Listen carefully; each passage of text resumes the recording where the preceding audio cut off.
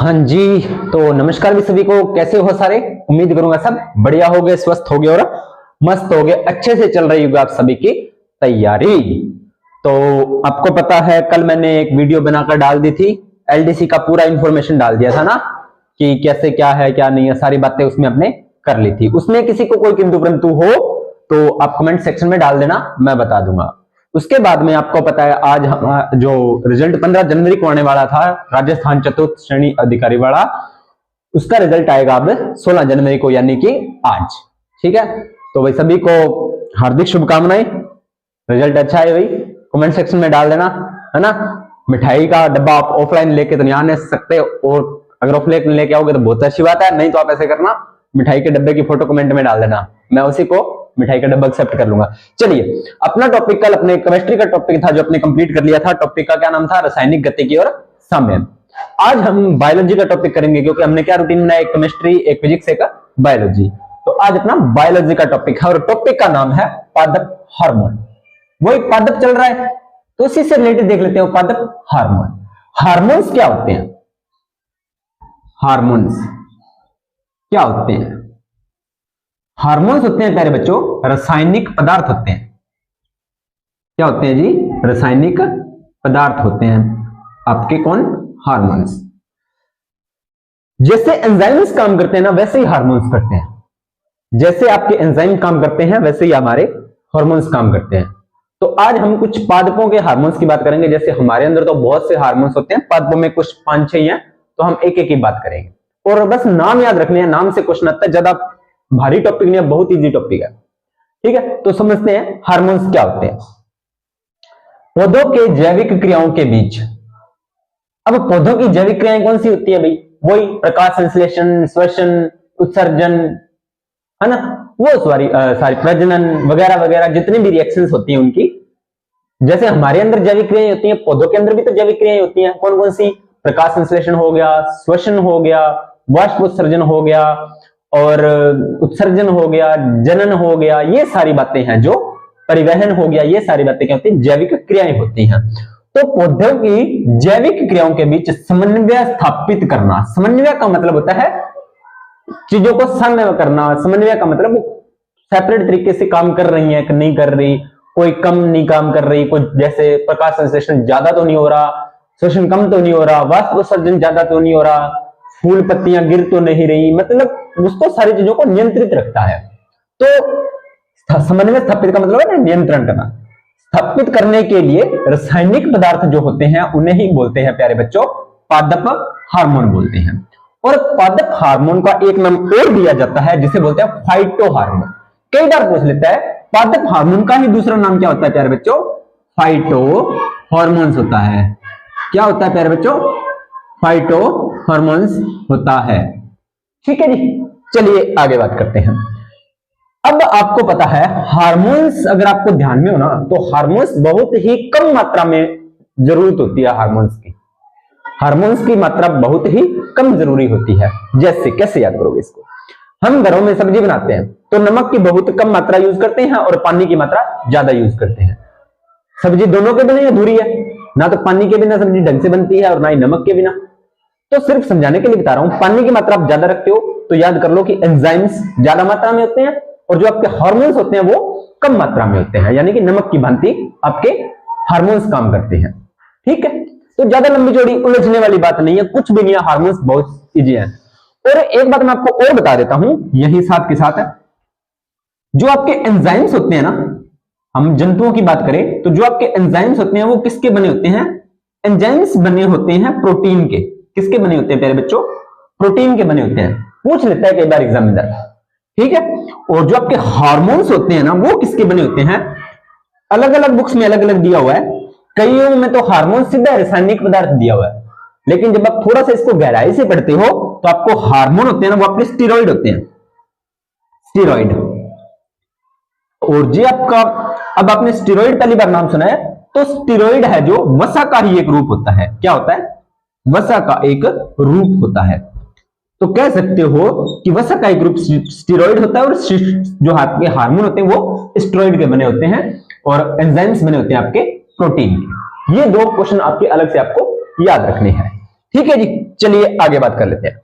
तो हम देखते हैं ना कि जो एंजाइम्स होते हैं उसकी मात्रा फिर भी जब अभिक्रियाएं होती हैं या हमारे अंदर या पेड़ पौधों के अंदर कुछ भी, तो एंजाइम्स होते हैं वो थोड़े ज्यादा मात्रा में यूज होते हैं, लेकिन जो आपके हार्मोन्स होते हैं ना वो बहुत ही कम मात्रा में यूज होते हैं। ठीक है, ये बात आपको ध्यान रखनी है। तो हार्मोन जो होते हैं वो बहुत कम मात्रा में यूज होते हैं, बहुत कम मात्रा में पहुंचकर पौधे के, अब ये पहुंचते कहां है, पौधे के विभिन्न भागों में, पौधे के विभिन्न भागों में पहुंचते हैं और पौधे की वृद्धि व उपापचय क्रियाओं का नियंत्रण व प्रभावित करते हैं। इस बात का मतलब यह है कि जो हार्मोन्स होते हैं वो बहुत ही कम मात्रा में पौधे के विभिन्न भागों में, जहां पर ये हार्मोन्स जाकर काम करेंगे वहां पर ये विभिन्न भागों में थोड़ी थोड़ी मात्रा में पहुंचेंगे और जाकर अपना अपना काम करवाएंगे हार्मोन्स। ठीक है, तो पहुंचकर पौधे की वृद्धि, जैसे एग्जांपल दिया इसने कि पौधे की वृद्धि वाले हार्मोन अलग होते हैं, वो पौधे की वृद्धि करवाएंगे।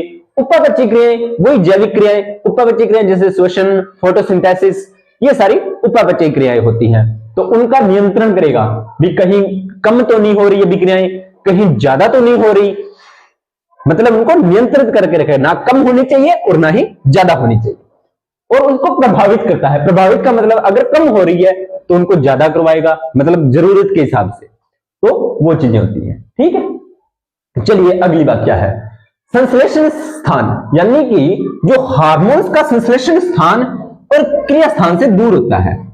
इस बात का मतलब क्या है कि मान लीजिए हार्मोन्स जो होते हैं ना वो जहां पर बनते हैं और जहां पर उनको काम करना है, दोनों के बीच में दूरियां होंगी। ऐसे नहीं है कि हार्मोन बन कहीं रहा है काम कहीं कर रहा है, ऐसा नहीं होगा पौधों के अंदर। यह बात विशेष बात है इसकी कि हार्मोन का जो संश्लेषण स्थान का मतलब होता है कि हार्मोन जहां पर बन रहा है यहां पर हार्मोन का संश्लेषण हो रहा है, जहां पर हार्मोन का निर्माण या संश्लेषण हो रहा हो वो स्थान, और जहां पर ये हार्मोन जाके काम करेगा।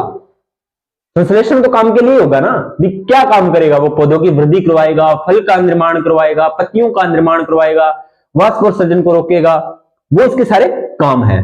तो जहां पर इसका संश्लेषण स्थान है वो क्रिया स्थान से दूर होगा। ऐसे नहीं है कि पत्तियों में, जैसे मान लीजिए कोई हार्मोन है उसको पत्तियों में वाष्पोत्सर्जन करवाना है तो वो पत्तियों में बन जाएगा, नहीं, ऐसा नहीं होगा। समझ आ रही है मेरी बात? तो उनका संश्लेषण स्थान अलग होगा, कितना अलग, जहां पे वो काम करेगा जाके उससे काफी दूर होगा। ठीक है, तो ये बात लिखी हुई है कि हार्मोन का संश्लेषण स्थान क्रिया क्षेत्र से दूर होता है। क्रिया क्षेत्र से क्या होता है प्यारे बच्चों, क्रिया क्षेत्र से दूर होता है। लीजिए सर, क्रिया क्षेत्र, आपने क्रिया क्षेत्र से दूर कर दिया, लेकिन ये पहुंचेगा कैसे, वहां पर संश्लेषण स्थान है बन गया, अब उसको जहां पर काम करना है वहां पर पहुंचना तो पड़ेगा, तभी ये जाएगा ना। तो पहुंचेगा कैसे, तो मैंने आपको बताया था पहुंचेगा कैसे, विसरण क्रिया द्वारा। कौन सी क्रिया द्वारा, विसरण क्रिया द्वारा। और विसरण पता है आपको क्या होता है, मैंने बता ही दिया था, पदार्थों का उच्च सांद्रता से निम्न सांद्रता की ओर गमन करना, है ना। लीजिए, विसरण द्वारा क्रिया क्षेत्र तक आते हैं, कोई बड़ी बात नहीं है। बहुत से कार्बनिक यौगिक जो पौधों में उत्पन्न नहीं होते परंतु पादप हार्मोन की तरह कार्य करते हैं, उन्हें बोलते हैं वृद्धि नियंत्रक हार्मोन। इस बात का मतलब क्या है कि कुछ कार्बनिक यौगिक ऐसे ही होते हैं जो पौधे उत्पन्न नहीं करते। बहुत से कार्बनिक यौगिक हैं ऐसे, सारे के सारे कार्बनिक यौगिक तो पौधे उत्पन्न कर ही नहीं सकते। तो इसने बताया है कि कुछ या बहुत कार्बनिक यौगिक ऐसे होते हैं जो पौधे उत्पन्न तो नहीं करते, पौधे स्वयं उत्पन्न नहीं करते, लेकिन पादप हार्मोन की तरह वो कार्य करते हैं। पादप हार्मोन्स की तरह कार्य करेंगे, यानी पादपों में वो हार्मोन्स की तरह कार्य करेंगे, तो उनको क्या बोलेंगे, उनको बोलेंगे वृद्धि नियंत्रक पदार्थ।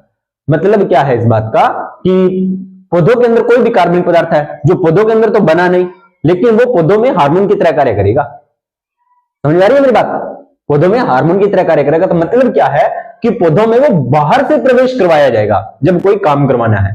अब आपने देखा होगा, वैसे तो मेरा किसी को टारगेट करना नहीं है, आपने जैसे आमों के सीजन आते हैं तो आपने देखा कि पके हुए आम, बहुत जल्दी पके हुए आम आ जाते हैं ना, वो इंजेक्शन द्वारा पकाए होते हैं। मेरे पास इसका कोई प्रूफ नहीं है कि कौन सा है कौन सा नहीं है, मैं वो चीज नहीं बता रहा, सिर्फ आपको चीजों को कनेक्ट करने के लिए बता रहा हूं। आपने सुना भी होगा कि ये तो टिक्का पकाइड है, मतलब क्या होता है, वो बाहर से उनको उनके शरीर में प्रवेश करवा दिया जाता है ना। तो कुछ कार्बनिक पदार्थ ऐसे होते हैं जो पादप स्वयं उत्पन्न नहीं करते लेकिन वो पादप हार्मोन्स की तरह कार्य करते हैं और उन्हें बोलते हैं वृद्धि नियंत्रक पदार्थ बोलते हैं। ठीक है जी। अब आपको वर्गीकरण ध्यान में रखना है, हार्मोनों का वर्गीकरण किया गया है तो आपको नाम याद रखने हैं। ये 6 नाम है आपको याद रखने। पहला है ऑक्सीजन। क्या है? ऑक्सीजन। लिख देता हूं मैं बड़ा बड़ा, ऑक्सीजन। दूसरा है आपका gibberellins. Oxygen, gibberellins, cytokinin. Cytokinin. चौथा है आपका एब्सिसिक अम्ल। एब्सिसिक अम्ल। पांचवा है आपका एथिलीन और छठा है आपका फ्लोरोजिन्स। फ्लोरोजिन। ये आपके 6 विभाजन के आधार पर ये 6 हार्मोन्स हैं जो आपको नाम याद रखने हैं। एग्जामिनर यहां से भी क्वेश्चन पूछ सकता है। पहले इसका एसएस ले लीजिए आप, सॉरी स्क्रीनशॉट लीजिए फटाफट ताकि फिर अपने आगे करवाएं इसको। चलिए हो गया स्क्रीनशॉट, मैं इसको रफ करता हूं इसको, है ना। चलिए आगे शुरू करते हैं।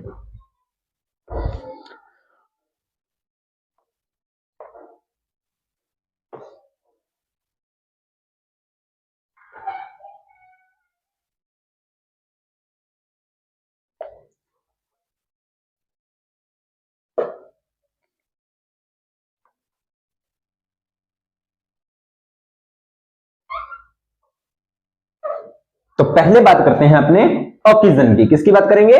पहले बात करेंगे हम ऑक्सीजन की। ऑक्सीजन की क्या खास बात है? यह कार्बनिक यौगिकों का समूह होता है। किसका होता है? कार्बनिक यौगिकों का समूह है। अब आपको इनके ना कार्य ध्यान में रखने हैं और कुछ नहीं ध्यान में रखना, ये काम क्या करेंगे। ठीक है, कोशिश करूंगा आपको साथ के साथ याद हो जाए। ऑक्सीजन कोशिका विभाजन व कोशिका दीर्घन में भाग लेता है। एक तो कोशिका विभाजन होता है उसमें भी ये हार्मोन्स भाग लेता है और एक कोशिका दीर्घीकरण यानी कोशिका का बड़ा होना। ठीक है, तो कोशिका विभाजन और कोशिका दीर्घीकरण में ये भाग लेता है। वेरी वेरी इंपॉर्टेंट लगा लेना। दूसरा ऑक्सीजन का क्या काम है? तने में जिस ओर इसकी मात्रा अधिक होती है उस ओर तने की वृद्धि अधिक होती है। नोट लगाकर लिखना, ये कह रहा है कि अगर तने में ये जिस ओर ज्यादा होगा तो वहां पर तने की वृद्धि क्या होगी? अधिक। सुनना मेरी बात को ध्यान से, आगे काम आएगी ये बात।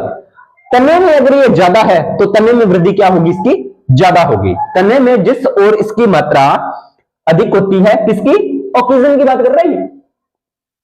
ऑक्सीजन तने में जिस ओर ज्यादा अधिक होती है उस ओर वृद्धि भी क्या होती है? अधिक। लेकिन जड़ों में इसकी अधिकता होने से वृद्धि कम होती है। तने में तो अगर ये ज्यादा हो गया तो तने में वृद्धि ज्यादा, लेकिन जड़ों में अगर इसकी वृद्धि, इसकी मात्रा ज्यादा हो गई ना तो है, तो हम उससे क्षमा चाहेंगे। आगे जिब्रेलिंस। जिब्रेलिंस, जिब्रेलिंस क्या है? यह भी कोशिका विभाजन में सहायता करता है। दीर्घन द्वारा तने को लंबा बनाता है। इससे पौधा बड़े आकार का होता है। तना बड़ा तो पौधा भी बड़े आकार का होगा, बस कोई विशेष बात नहीं है। बीज रहित फलों का उत्पादन करता है, पीछे बता ही दिया, कोई बड़ी बात नहीं है। तीसरी बात, बीजों के अंकुरण में भाग लेता है। ये बीजों के अंकुरण में भाग लेता है कौन? जिब्रेलिन। बीज अंकुरण जिब्रेलिन, बीज अंकुरण जिब्रेलिन, बीज अंकुरण जिब्रेलिन। ठीक है, इस तरह से याद रखो। और अंकुरण के लिए बीजों को प्रेरित भी करता है। अंकुरण के लिए बीजों को क्या करता है? ये प्रेरित भी करता है। इसकी कोई विशेष बात नहीं है। इसका एग्जांपल आपको याद रखना है जिब्रेलिक अम्ल। किसका? जिब्रेलिन्स का आपको याद रखना है, जिब्रेलिक अम्ल। उसमें कितने थे? इंडोल एसिटिक और नेफ्थलिन एसिटिक। इसमें क्या है? जिब्रेलिन। अब एक बात मुझे और बताइए, उसके लास्ट में भी अम्ल था और इसके लास्ट में भी अम्ल था, यानी कि दोनों क्या है? अम्लीय प्रवृत्ति के थे। लेकिन आगे जो अपना हार्मोन पढ़ेंगे साइटोकाइनिन, नंबर 3 साइटोकाइनिन, ये क्षारीय प्रवृत्ति का हार्मोन है भाई। ये नोट करने वाला इंपॉर्टेंट बात है इसकी। साइटोकाइनिन आपका क्षारीय प्रवृत्ति का हार्मोन है। काम क्या है इसका? इसका संश्लेषण जड़ों के अग्र सिरों पर होता है। यानी कि साइटोकाइनिन कहां बनता है? पौधे में। साइटोकाइनिन पौधे में कहां बनता है? साइटोकाइनिन की पहली बात तो यह कि क्षारीय प्रवृत्ति का है। दूसरी बात है कि पौधे के कौन से भाग में बनता है? तो इसका संश्लेषण जड़ों के अग्र सिरों पर होता है, यानी कि साइटोकाइनिन का निर्माण पौधे का जड़ वाला भाग है ना, जड़ के अग्र सिरे पर होता है। और क्या खास बात है, जहां कोशिका विभाजन होता है, कौन से भाग में, जहां पर कोशिका विभाजन होता है। समझ में आई मेरी बात? साइटोकाइनिन क्षारीय प्रवृत्ति का है और इसका संश्लेषण जड़ों के अग्र सिरों पर होता है। जड़ के कौन से अग्र सिरे? वे अग्र सिरे जहां पर कोशिका विभाजन होता है, वे अग्र सिरे जहां पर कोशिका विभाजन होता है। ठीक है, ये दो बातें आपको क्लियर हो गई होंगी।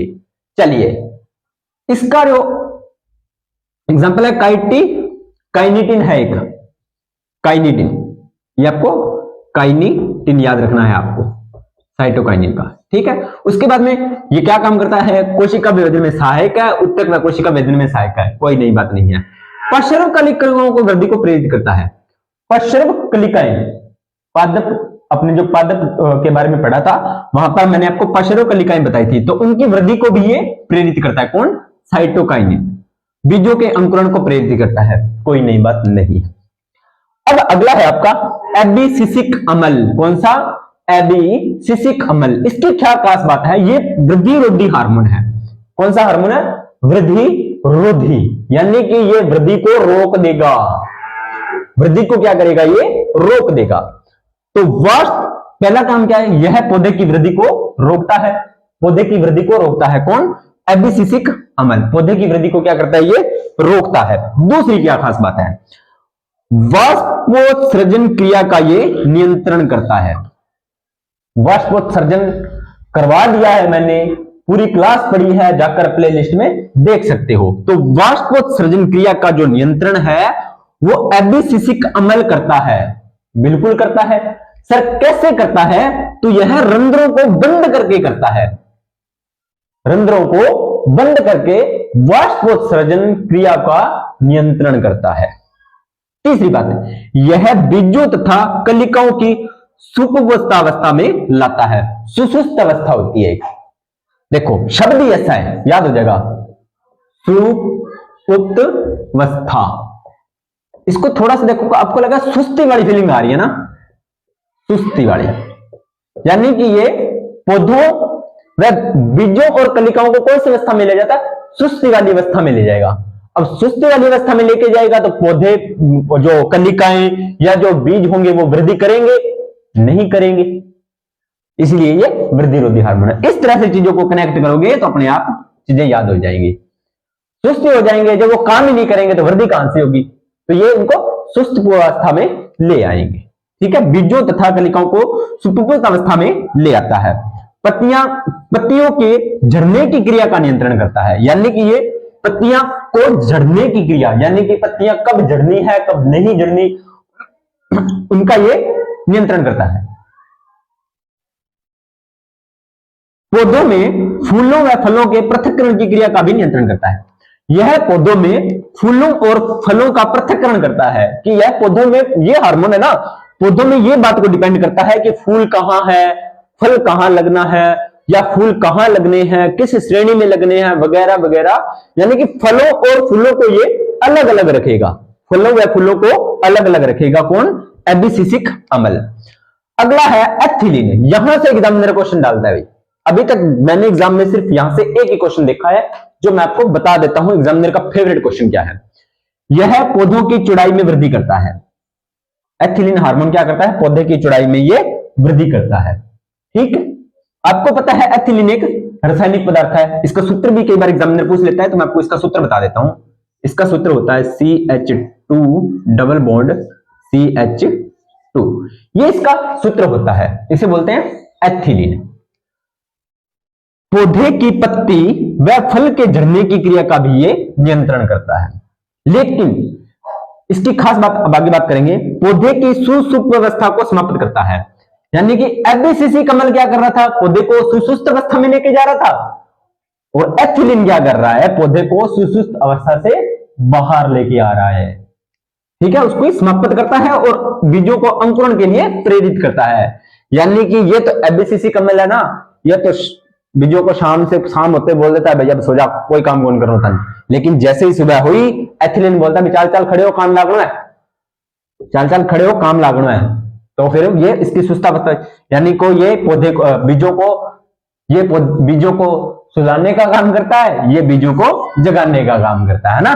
तो इस तरह से आप चीजों को कनेक्ट करने का प्रयास कीजिए, ठीक है। अगली बात, फलों के पकने में महत्वपूर्ण भूमिका निभाता है। वेरी गुड, ये एग्जाम में पूछा था। पौधों के फलों के पकने में कौन सा हार्मोन सहायक है? तो एथिलीन। याद रखना है, फलों को पकाने के लिए कौन सा रासायनिक पदार्थ? एथिलीन। फलों को पकाने के लिए कौन सा रासायनिक पदार्थ होता है? तो एथिलीन होता है। या पौधों में फलों को पकने के लिए कौन सा हार्मोन जिम्मेदार है? तो एथिलीन है। यहां से एग्जाम में मैंने 2-3 बार क्वेश्चन देख लिया है खुद एग्जाम में, ये फेवरेट क्वेश्चन है इसका, तो ये आप स्टार लगा के लिख लो, एग्जामिनर यहां से क्वेश्चन जरूर डालता है। अगला है फ्लोरोजिन्स। फ्लोरोजिन्स, यह इसका जो संश्लेषण होता है वो होता है पत्तियों में। फ्लोरोजिन्स का संश्लेषण कहां पे होता है? पत्तियों में होता है। फूलों के खिलने में मदद, फूल खिलने वाला हार्मोन। अब देखो शब्द को तोड़ो थोड़ा सा, फ्लोरोजिन्स। फ्लोरो का मतलब आप फ्लोर से बनाओ, फ्लावर से। फ्लावर का मतलब क्या होता है? फूल होता है। जिन्स का मतलब जन्म, तो फूलों को जन्म या फूलों को खिलने वाला हार्मोन फ्लोरोजिन्स। फूल खिलने वाला हार्मोन फ्लोरोजिन्स। याद आ गया? तो 2 क्वेश्चन आपके एक छोटी सी शॉर्ट वीडियो में कंप्लीट करना चाहूंगा। एथिलीन फलों को पकाने वाला और फूलों को खिलने वाला फ्लोरोजिन्स, ठीक है। एथिलीन फलों को पकाने में सहायक और फ्लोरोजिन फूलों को खिलने में सहायक। यहां पर अपना टॉपिक होता है कंप्लीट, और टॉपिक का नाम था पादप हार्मोन, ठीक है। तो वीडियो को ज्यादा से ज्यादा लाइक करना, शेयर करना, कमेंट करना और चैनल को सब्सक्राइब करवाना, ठीक है। और फिर भी किसी को कोई चीज में किंतु परंतु हो तो कमेंट सेक्शन में आकर पूछ लेना, आपके सवालों के जवाब जरूर दिए जाएंगे। और सभी को भी जिनका 4th ग्रेड में हो गया है, हो जाए तो कमेंट सेक्शन में डाल देना, ठीक है। मिलते हैं नेक्स्ट वीडियो के अंदर, तब तक आप सभी का धन्यवाद। और हां, अगला टॉपिक रहेगा अपना फिजिक्स का, और टॉपिक का नाम रहेगा डॉपलर प्रभाव। तो ध्वनि के जो पिछले 3 क्लासें हो चुकी हैं, वो तीनों की तीनों क्लासें आप फटाफट रिवाइज करके आइए। नोट्स बना लिए हैं तो नोट्स को रिवाइज कर लेना, अगर नहीं बनाए तो वीडियो को 2x पर करके देख लेना, ठीक है। तो फटाफट उसको रिवाइज करके आना, डॉपलर प्रभाव और मजेदार होगा। तो मिलते हैं नेक्स्ट वीडियो के अंदर, तब तक आप सभी का धन्यवाद।